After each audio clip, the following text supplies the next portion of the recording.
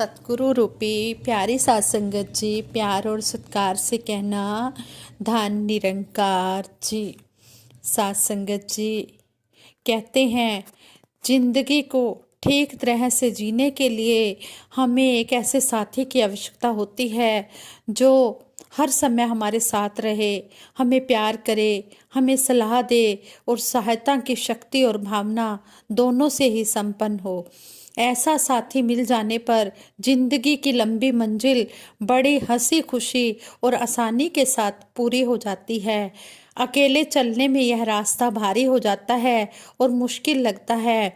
ऐसा सबसे उपयुक्त साथी जो लगातार हमारा साथ देता है वह है हमारा सतगुरु, जो बदले में कुछ भी नहीं मांगता और इतना कुछ हमारी झोली में भर देता है कि हमारी झोली ही छोटी पड़ जाती है, लेकिन इसकी रहमतों की कोई भी कमी नहीं होती। जो इसके साथ जुड़ जाता है, जो इसे अपना साथी बना लेता है, ये उसकी झोली खुशियों से भर देता है।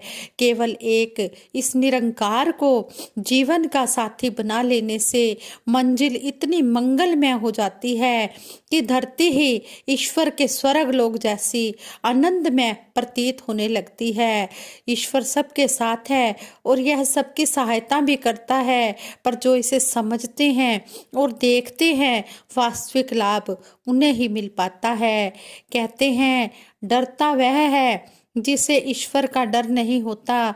जो ईश्वर से डरता है, इसके आदेशों का उल्लंघन नहीं करता, यानी कि इसके आदेशों को मानता है, तो कहते हैं कि फिर उसे संसार में किसी से भी डरना नहीं पड़ता। संसार की हर वस्तु से डरने का एक ही कारण है कि ईश्वर से ना डरना, इसकी अवज्ञा करना। जो ऐसा नहीं करते उसे अपना मित्र, सहायक और मार्गदर्शक मानते हैं, तो उन्हें सबसे पहला उपहार निर्भयता का प्राप्त होता है। उन्हें फिर किसी से भी डरना नहीं पड़ता, मुसीबतें भी उनके पास नहीं आती। कहते हैं कि कभी भी हमने अपने परमपिता परमात्मा इस निरंकार का साथ नहीं छोड़ना। हर पल हमने इसको याद रखना है। जिसे परमात्मा जैसी, निरंकार जैसी अनंत सत्ता के साथ बैठने का सौभाग्य मिल जाता है, वह किसी भी व्यक्ति या किसी भी परिस्थिति से कभी भी डरता नहीं है, कभी भी घबराता नहीं है, क्योंकि ऐसे इंसान को पता होता है कि मेरे साथ इतनी बड़ी शक्ति विराजमान है, विद्यमान है। कहते हैं कि जब मनुष्य अकेला होता है, उसके आसपास जब कोई नहीं होता, तब कोई पाप करने में उसे जो डर लगता है, एक शंका रहती है कि वह किसके कारण होती है। उसे बार बार ऐसे लगता है कि कोई उसके पाप को देख रहा है। क्यों उसका शरीर पूरे उत्साह से उस पाप कर्म में उत्साहित नहीं रहता, और क्यों बाद में वह एक अपराधी की तरह मलिन रहता है। क्या कभी कोई इस पर विचार करता है? जब उसके पाप को देखने वाला कोई मौजूद नहीं, तब उसे भय किसका? वह किससे डर रहा है? कौन उसे ऐसा करने से रोकता है?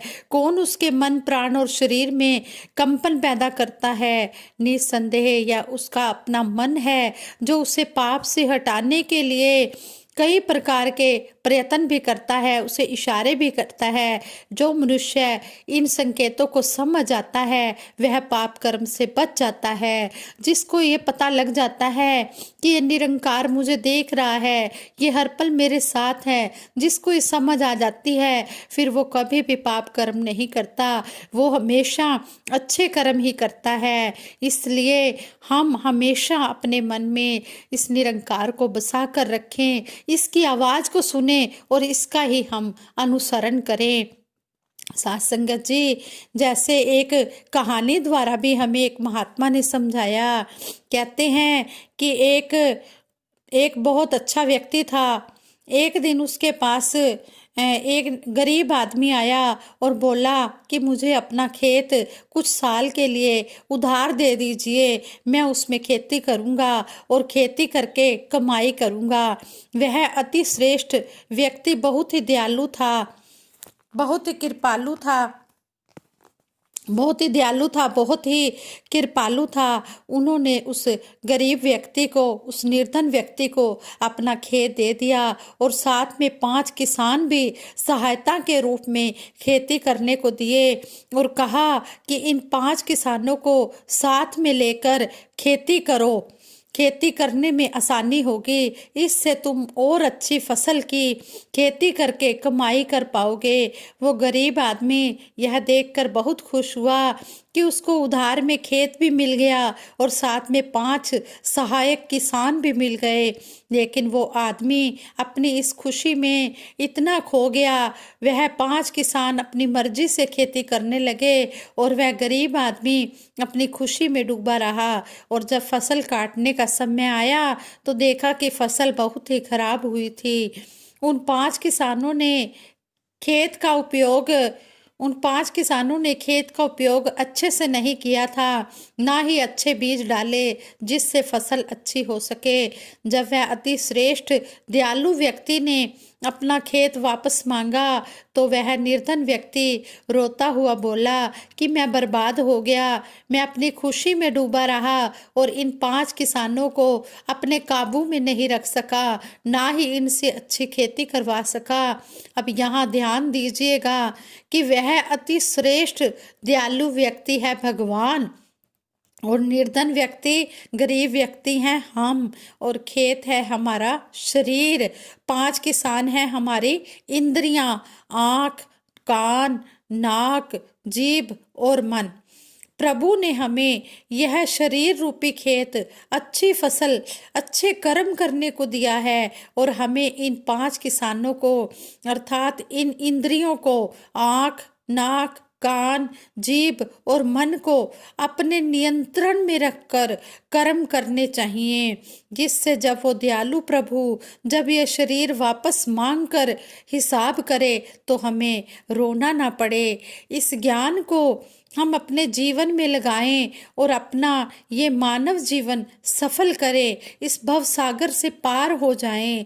ये सतगुरु हमें बार बार समझा रहे हैं, बार बार हमें अलर्ट कर रहे हैं कि उठ जाओ, जाग जाओ, और जो ये तुम्हें ये जीवन मिला है, मानव जीवन मिला है, ये कर्म करने के लिए मिला है, अच्छे कर्म करने के लिए मिला है।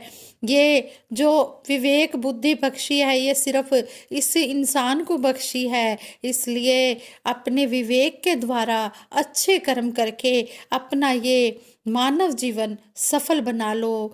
मानुष जन्म अमोलक पाया, इसदा मिलना नहीं आसान, मात गर्भ चो बाहर आके भुल गया तू इंसान, अपने आप तो तू ना वाकिफ, सतगुरु कोलों कर पहचान, चलिया तेरा मालिक केड़ा, किस दे ने ए पिंड प्राण, अगे जाके मुँह की देसे, ऐना ते तू सोच विचार, कहे अवतार ए तेरे हाथ विच, बाजी अपनी जीत या हार। यहाँ पर हमें शहनशाह जी ने इतना सुंदर समझाया है कि मनुष्य जन्म बड़ा अमोलक जन्म है, इसको ऐसे ही ना गवा, इसको इस जो तुझे मिला है ये कर्म करने के लिए मिला है। अगर तू ये कर्म नहीं करेगा जो सतगुरु ने समझाया है कि हमने दूसरों की निष्काम भाव से सेवा करनी है, सारे संसार की निष्काम भाव से सेवा करनी है, सिमरन करना है, सत्संग करना है, अगर हम ये कर रहे हैं फिर तो सही मायनों में हम कहते हैं कि हमारा परलोक भी सुखी हो जाएगा, लोक भी सुखी हो जाएगा। जैसे शहनशाह जी ने कहा है कि अगे जाके मुँह की देश से ऐना ते तू सोच विचार, इतना तो तू सोच विचार कर ले कि जब ये शरीर छोड़कर तू जाएगा, ये आत्मा इस शरीर में से निकलेगी तो फिर तू आगे क्या जवाब देगा, क्या हिसाब किताब जब तेरा होगा, तो तेरा लेखे में अगर कुछ नहीं होगा तो फिर तेरा पार उतारा कैसे होगा। अगर तूने सतगुरु के कहे अनुसार कर्म कर लिया है इंसान, तो फिर तू अपनी बाजी को जीत कर चला जाएगा। अब ये तेरे हाथ में है, ये मनुष्य जन्म जो मिला है इसको जीतना है या हारना है, इसको सफल बनाना है या फिर 84 लाख योनियों में जाना है।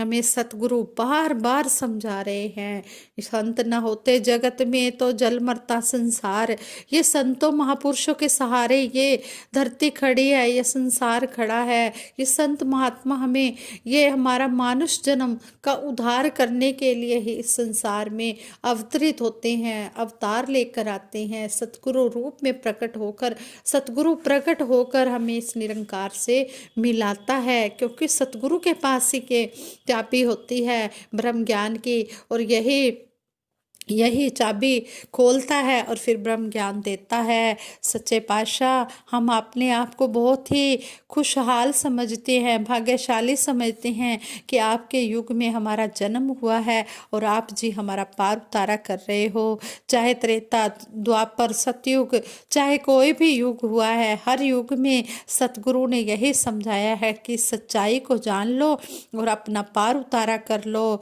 साथ संगत जी, जिसने भी इस बात को मान लिया वो अपना पार उतारा करके चले गए हैं। सच्चे पातशाह, इसी तरह हमें अपने चरणों से जोड़ के रखना जैसे आप जी ने जोड़ा है, और जो भी आप जी के वचन आ रहे हैं इन वचनों पर हम चलकर अपना जीवन सफल बनाएं। अगर दासी के मुख से कोई ऐसा शब्द निकल गया हो जो आप जी को अच्छा ना लगा हो तो दासी को बख्श देना और आगे के लिए शुद्ध विचार करने की क्षमता बख्शना। संगत जी, दासी सिमरन कराएगी, सभी ने मिलकर सिमरन में साथ देना है और दासी को बल भी बख्शना कि दासी जो भी बोले उसके अनुसार चलती चली जाए और आप संतों महापुरुषों का आशीर्वाद मिलता रहे। संगत जी, सिमरन में सभी साथ देना। तू ही निरंकार, मैं तेरी शरण हाँ, मैनू बख्श लो। तू ही निरंकार, मैं तेरी शरण हाँ, मैनू बख्श लो। तू ही निरंकार, मैं तेरी शरण हाँ, मैनू बख्श लो। बोलिए सतगुरु माता सुदीक्षा सविंदर हरदेव जी महाराज की जय। निरंकारी राजमाता गुरु वचन अवतार की जय। प्यार से कहना प्यारियों, धन निरंकार जी।